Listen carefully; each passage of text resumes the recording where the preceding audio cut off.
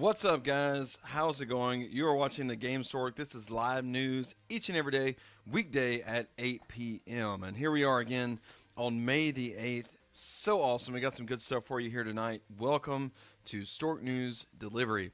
This is the best place to find all your daily news that you need.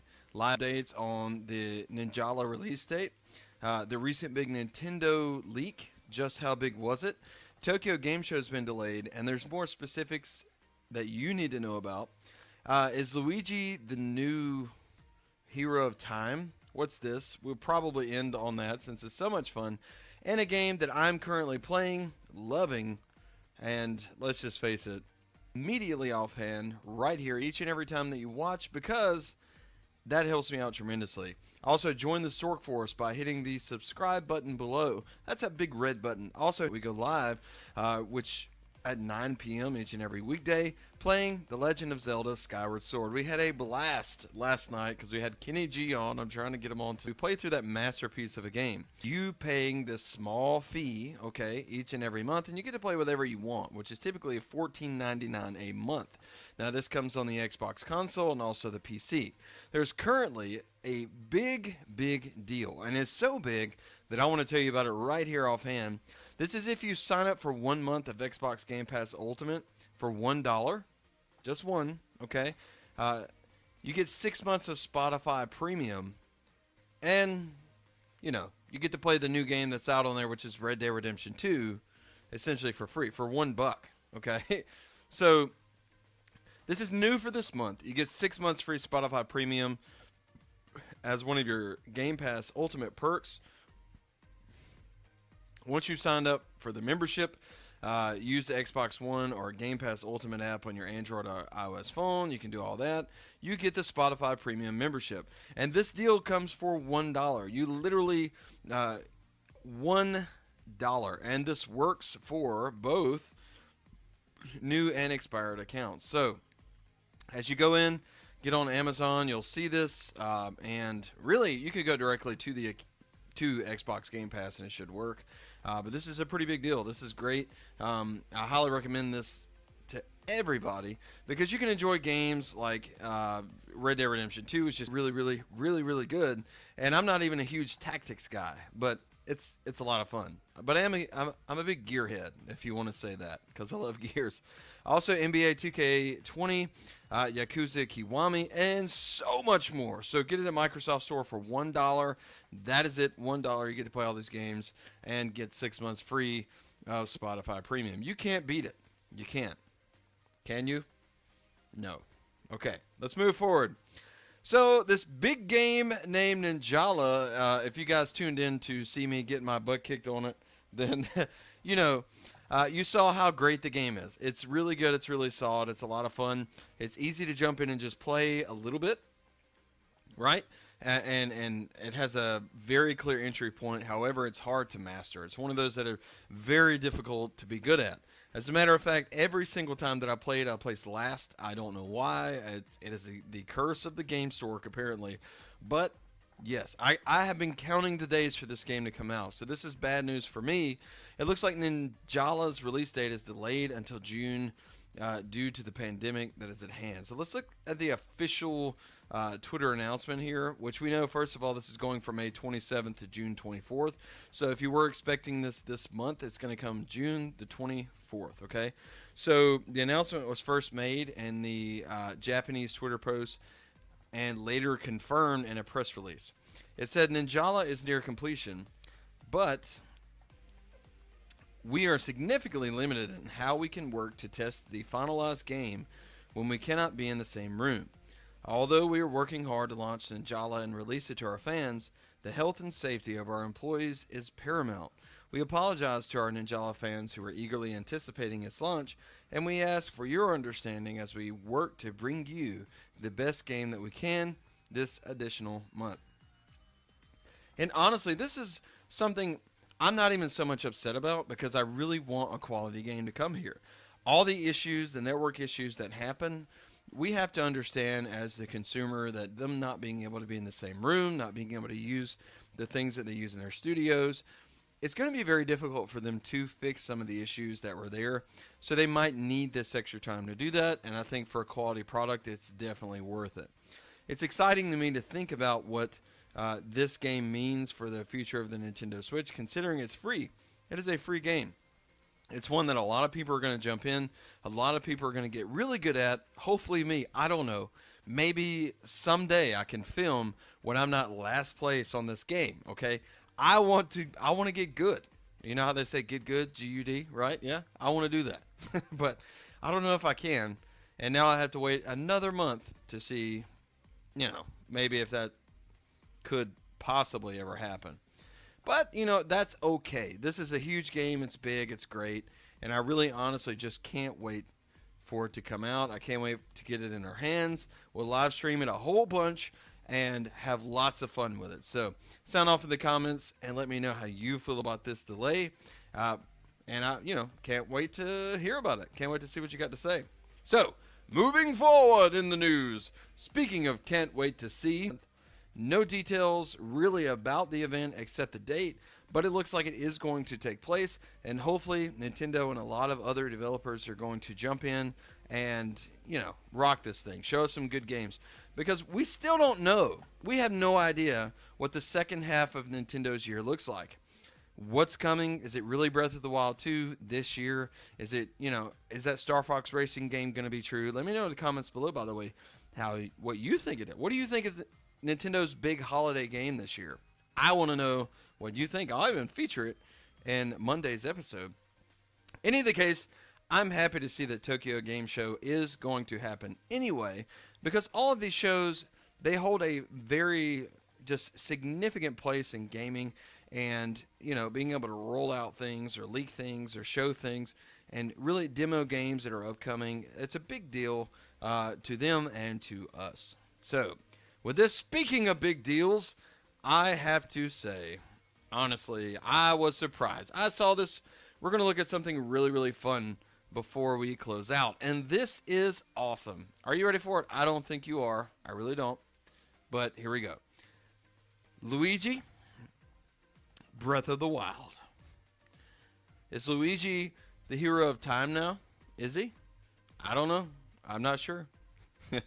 Look at me. I'm the hero now. Worst impression ever. But that's okay.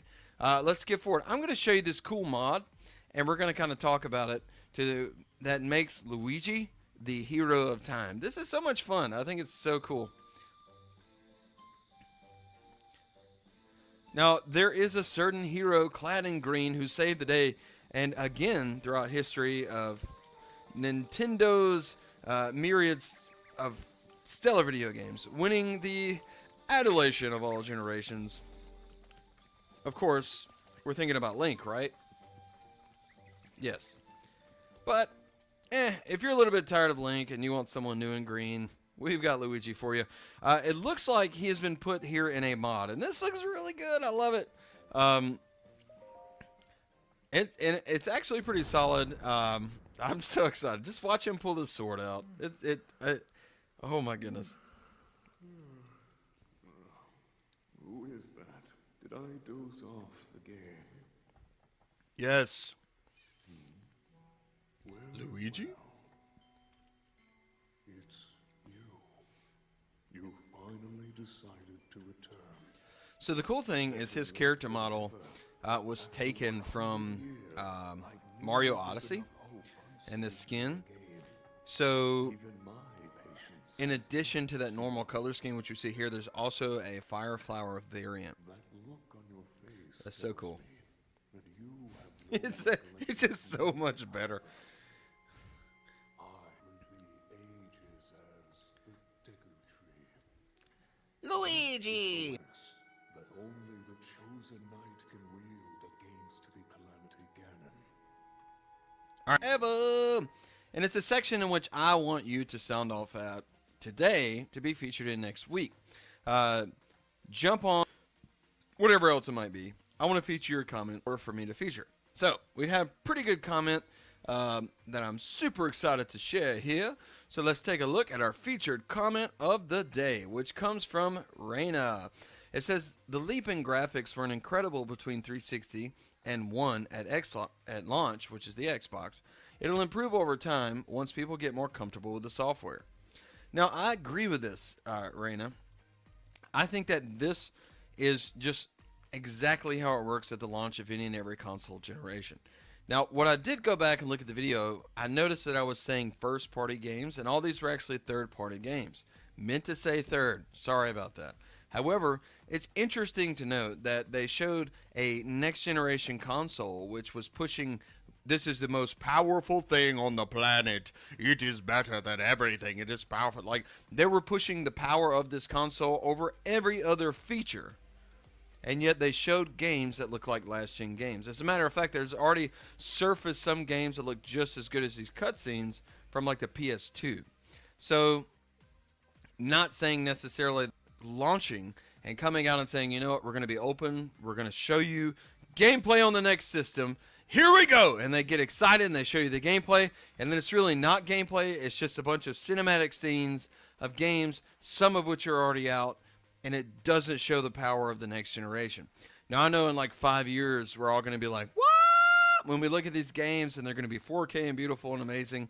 But as of right now, I think Microsoft kind of dropped the ball in showing some of the games that might necessarily have not really accentuated the ability of the Xbox Series X. So that's all I was getting at. But yes, I'm right there with you. I honestly believe that we're going to see some really, really great stuff once those developers get in and just kind of get their hands dirty in the coding and learn how to make the absolute best game possible on that platform. I'm really, really, really excited about it. So with that being said, we're moving forward.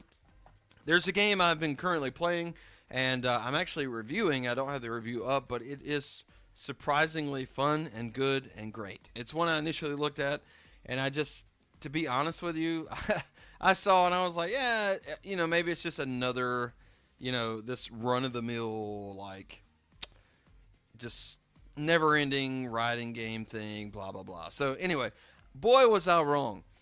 This game is called Lonely Mountains Downhill, and I adore it already. It's so much fun. It's great. It's like a comfort game that makes you laugh. Let's take a look right here. So this is us choosing a bike, and I have been like tearing down this game. I love it. So it's just you and your bike versus the rocky peaks of Lonely Mountains. Now this Lonely Mountains Downhill is a low poly style mountain biking game, which was released on PC, Xbox One, and PS4 October 23rd of 2019, and it just hit the Nintendo Switch on May 7th, which was yesterday. The Lonely Mountains are waiting for you. Explore the Rocky Mountain slopes with your bike. Jump over sandy gorges or find your way through the foggy forest. Each Lonely Mountain awaits you with new challenges. Sprint, jump, and slide to find your own way to the finish line. Explore the detailed mountain worlds or face the ticking clock.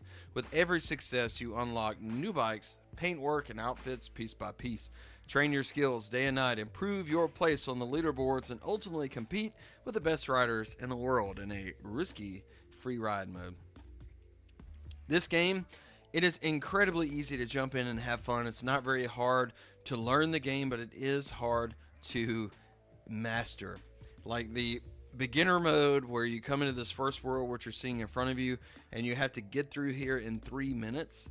Oh my gosh, even that is challenging.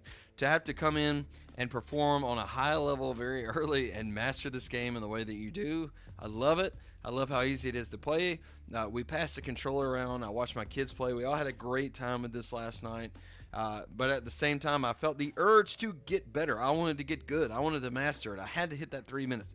Like, there is something about this game that makes you want to get good at it. And it looks so simple. It looks so just whatever and passive. But once you get your hands on it, it's incredibly addictive. And I'm super excited about really everything that this game has to offer us, period. So it has my recommendation. Feel free to go pick this game up. It is really good.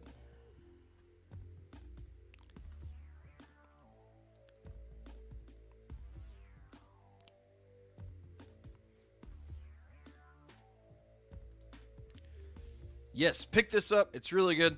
And we will see exactly Yeah, it looks like I'm having a little bit of issues here with my stream, but we're going to continue on, and hopefully it will straighten itself out. Anyway, so that's going to do it for the news today. Thanks so much for watching. I certainly appreciate you guys.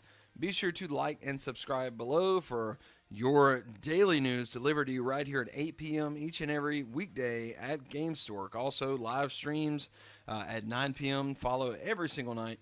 And we, it's awesome. Join the Stork Force. Want to see you here. Red button. All that good stuff. I think we've covered each and everything that we need to cover. Thanks so much. Be sure to sound off in the comments. I love you. And before we go, I want to just show you this one more time to encourage you to come back at 9. We'll see you next time.